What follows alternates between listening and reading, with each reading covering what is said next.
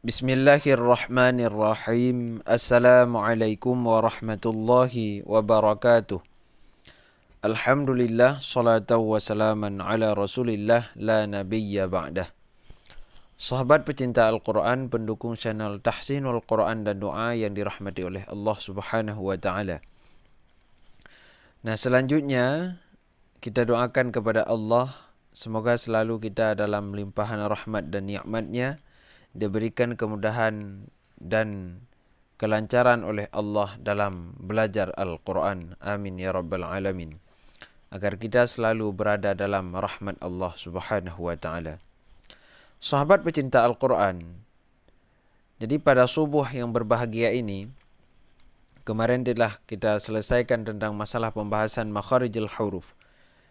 Dan insyaAllah pada subuh yang berbahagia ini, kita memasuki tentang masalah hukum tajwid, yang mana ini memang sangat penting bagi kita.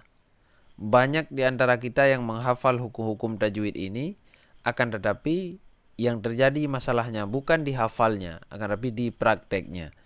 Karena buat apa kita hafal kalau di prakteknya masih salah saat membaca. Maka pada video kali ini kita akan fokus kepada praktek. Kalau masalah hafal mungkin masalah bab nun sukun dan tanwin ini orang sudah paham, yang bahwa kalau ada nun mati ataupun tanwin baris 2 ketemu dengan 29 huruf hijaiyah, maka itu terjadi 5 hukum. Yang pertama ada idhar, ada idgham bi gunnah, ada idgham bila gunnah, ada iqlab dan ada ikhfa. Mungkin semua orang sudah hafal. Akan tetapi saat praktek ketika kita membaca Al-Quran, itu yang masih banyak kesalahannya. Maka dalam video kali ini kita akan fokus nanti ke contohnya, insyaallah. Baik, sebelumnya kita membahas dulu dari awal, ya. Jadi di sini yaitu bab nun sukun dan tanwin.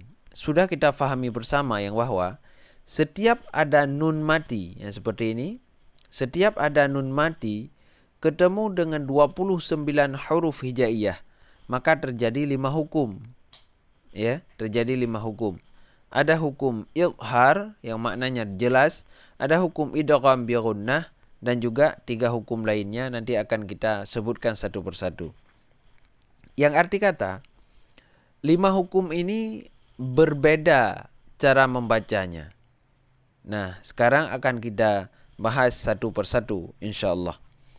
Baik, kita masuk ke dalam pembahasan yang pertama, yaitu idhar. Ya. Makna idhar ini zahir, jelas. Ya, zahir dan jelas. Jadi kalau ada nun mati, ini ada nun mati ataupun tanwin, karena tanwin ini pada makam nun mati juga. Ya, kalau ada nun mati bertemu dengan 6 huruf yang telah terpilih, yaitu alif ataupun hamzah, ini ditulis alif akan tetapi ini hamzah. Karena kenapa? Alif tersebut bukanlah termasuk kepada huruf, akan tetapi dia masuknya kepada mad. Kalau alif dia tidak akan berbaris. Karena kalau berbaris itu dinamakan dengan hamzah. Hamzah, ha, kha, ain, ghain, dan ha. Kalau ada nun mati ataupun tanwin bertemu dengan salah satu dari 6 ini, maka hukumnya adalah hukum idhar. Cara membacanya ya secara zahir, tidak dengung. Ya, ini setiap nun sukun atau tanwin bertemu dengan huruf idhar, ya, dibaca jelas tanpa dengung. Ya, baik yang ini tanwin di atas, tanwin di bawah, tanwin dhammah, dan nun yang sukun bertemu dengan salah satu yang ini, maka dibacanya secara idhar, tidak berdengung. Kita baca misalnya seperti ini. Kita baca li ba'dhin adu li ba'dhin din'a, tidak din'a, tidak dengung, tidak memanjangkan suara yang keluar dari hidung. Din'a, din'adu, li ba'dhin adu, li ba'dhin adu, din. Jelas dinnya, bukan din, tidak. Akan tapi kita baca li ba'din adu. Ya, ini terdapat di juz kedua ayat surat ke-36, ya. Baik, contoh selanjutnya misalnya fakhruj minha. Fakhruj minha min tidak dengung. Fakhruj minha. Ya, seperti itu cara membacanya. Nah, selanjutnya yaitu kita baca dengan sama juga. Misalnya contoh yang lain. Min hami dan yang lain-lainnya, ya. Pokoknya setiap ada nun mati yang ketemu dengan hamzah, ketemu dengan ha, ketemu dengan kha, ketemu dengan ain, ketemu dengan ghain, dan ketemu dengan ha, ini dibaca secara tidak berdengung, yaitu dibaca secara zahir. Ini yang pertama.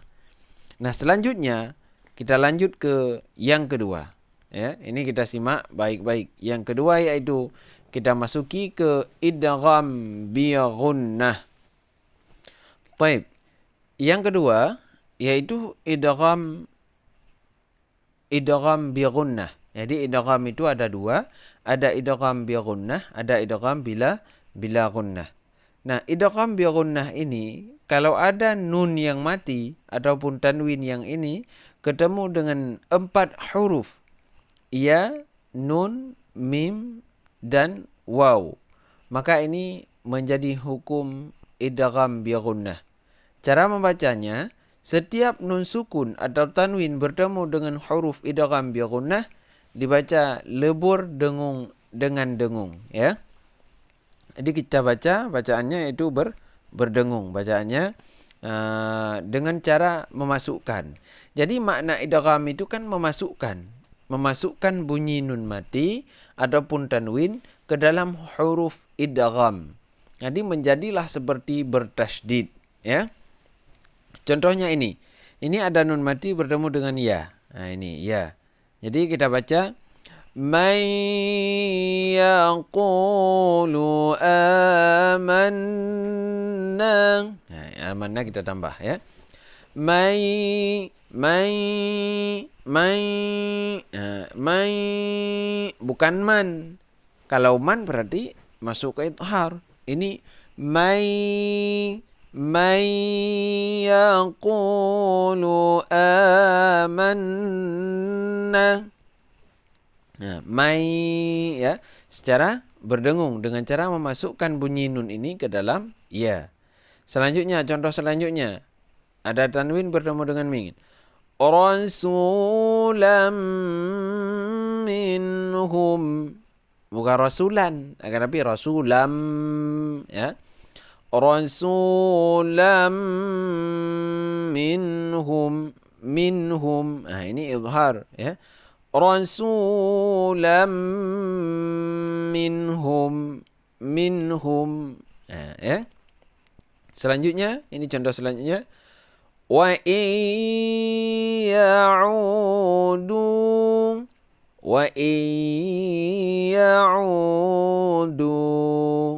Nah, lengkap, ya. Wa iya'udu. Nah, ini contoh nun mati bertemu dengan ya juga.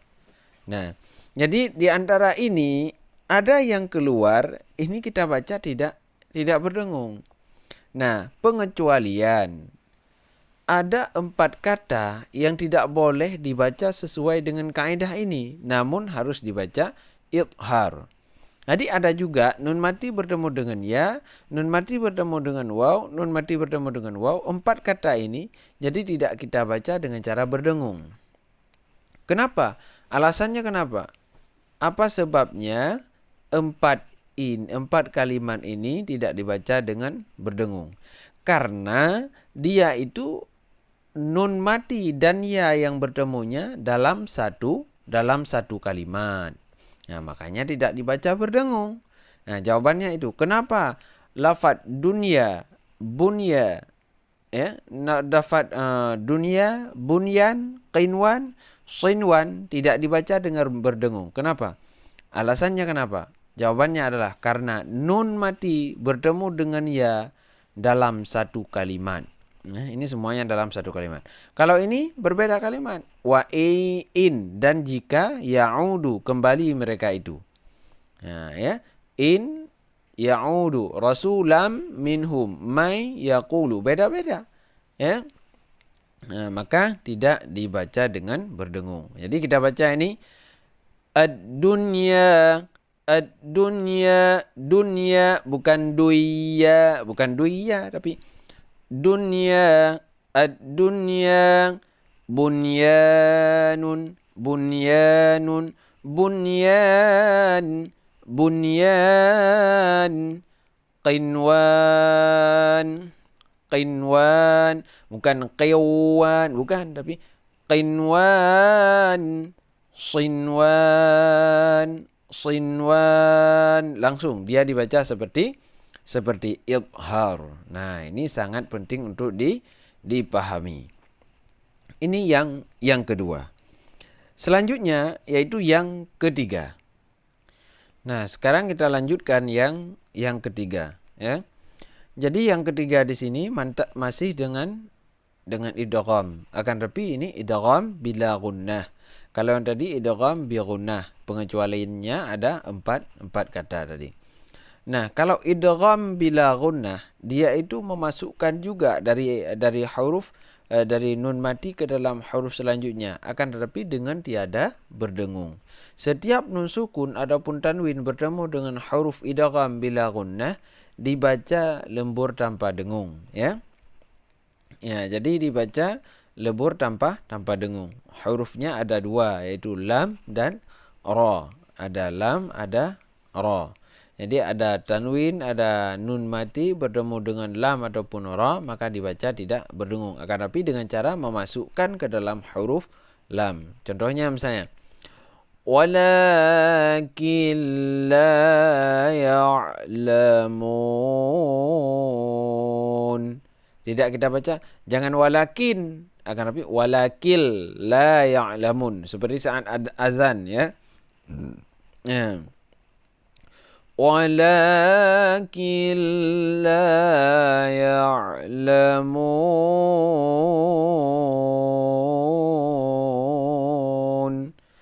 Walakin la ya'lamun.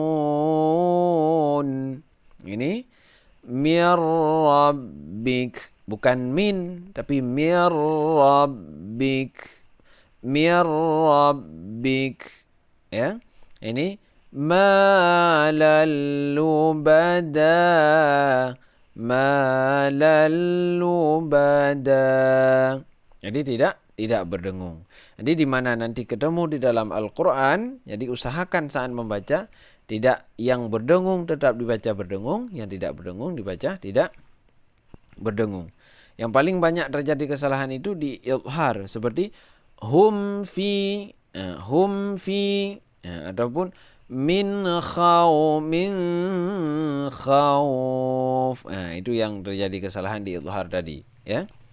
Baik, ini yang ketiga. Selanjutnya yang keempat yaitu hukum iqlab. Saat ada nun sukun bertemu dengan huruf, salah satu huruf yaitu huruf ba, maka dibaca menjadi hukum iqlab. Apa pengertian dari iqlab? Nah, berubah mim sertai dengung. Jadi dari nun ini berubah menjadi mim nanti, ya.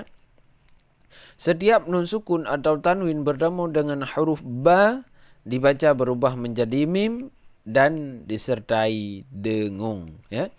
Misalnya ada nun mati ataupun tanwin bertemu dengan huruf ba, maka itu akan dibaca menjadi dengung. Maka itu akan dibaca menjadi berubah menjadi huruf mim. Contohnya ini, khaliqum basyara, khaliqum, qum, bukan kun, tapi qum basyara, ya. Ini juga lagi contoh, ambiuni bi asma'i haula. Ini ada ayatnya di dalam Al-Quran, ya. Selanjutnya ini wa qurunam nam dengung, nun tanwin ini berubah menjadi mim. Wa qurunam baina yaday, ya. Wa qurunam, dengung. Ini yang keempat. Selanjutnya yaitu yang kelima. Kalau ada nun mati bertemu dengan salah satu dari huruf, yaitu ta, tha, jim, dal, zal, zai, sin, shin, shad, dad, ta, dha, fa, qaf, kaf, bertemu dengan 15 huruf ini, maka hukumnya menjadi ikhfa. Mana ikhfa apa? Menyembunyikan. Jadi menyembunyikan bunyi nun mati ke dalam huruf selanjutnya ini. Ya. Ini hukumnya dan definisinya, setiap nun sukun atau tanwin bertemu dengan huruf ikhfa dibaca samar, ya, dengan dengung, ya. Kita baca samar, makna samar itu nun ini kita sesuaikan ataupun kita sembunyikan dengan huruf ta. Jadi bunyi nun itu langsung terletak di di makhraj ta. Makanya sangat penting belajar makhrijul huruf seperti yang telah kita belajar di waktu yang lalu, ya. Misalnya ini kita baca contohnya bukan in, akan tapi in kuntum kadzibin. In, saat kita baca ing itu, nun yang kita baca itu telah terletak, lidah kita telah berubah menjadi seperti orang ingin membaca kaf, ya. In kuntum kadzibin. In kuntum, in kun, dengung dua-duanya ini ikhfa. Ma anzalallahu minas sama. Dengung, ya. Bunyi nun mati ini kita sembunyikan ke dalam bunyi zai, ya. Contoh selanjutnya, kalimatin fataba alaih. Kalimatin, tim bunyi tanwin ini kita sembunyikan dalam huruf fa, ya. Dalam huruf fa. Nah, begitulah cara membaca hukum ikhfa. Jadi ada 29 huruf hijaiyah. 28, ya. Ada 28. Sekarang coba kita hitung. Dari 28 kemana saja yang terletak. 28, pertama kurang 6. Hamzah, ha, kha, ain, ghain, dan ha. Kurang 6, ya. Ini bukan alif, tapi ini hamzah. Karena kalau alif tidak berhakat, cuma ditulis aja seperti ini, ya. Hamzah, ha, kha, ain, ghain, ha. Jadi 28 dikurangi 6, sisanya 22. Selanjutnya diambil oleh idgham bi ghunnah 4 huruf, yaitu ya, nun, mim, dan waw. Tadi sisanya 22, kurang 4, sisanya 18. 18 diambil oleh idgham bila ghunnah 2, yaitu lam dan ra. Sisanya 16. Dari sisa 16 diambil oleh iqlab, ada 1, yaitu ba, ya. Sisanya 15. 15 huruf itu diborong oleh ikhfa, ya.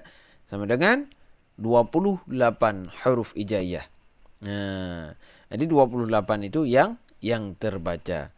Diambil oleh ikhfa 15 huruf ta, tha, jim, dal, zal, zai, sin, shin, shad, dad, ta, dha, fa, qaf, dan kaf yang terakhir. Maka sempurnalah tentang masalah hukum nun mati, ya. Semoga dengan kita mengetahuinya juga kita bisa membaca Al-Quran dengan fasih dan benar sesuai yang telah diajarkan oleh Rasulullah kepada para sahabatnya, sesuai diajarkan oleh Jibril kepada Rasulullah sallallahu alaihi wasallam. Semoga Allah mudahkan kepada kita untuk bisa membaca Al-Quran dengan tepat dan benar. Amin ya rabbal alamin.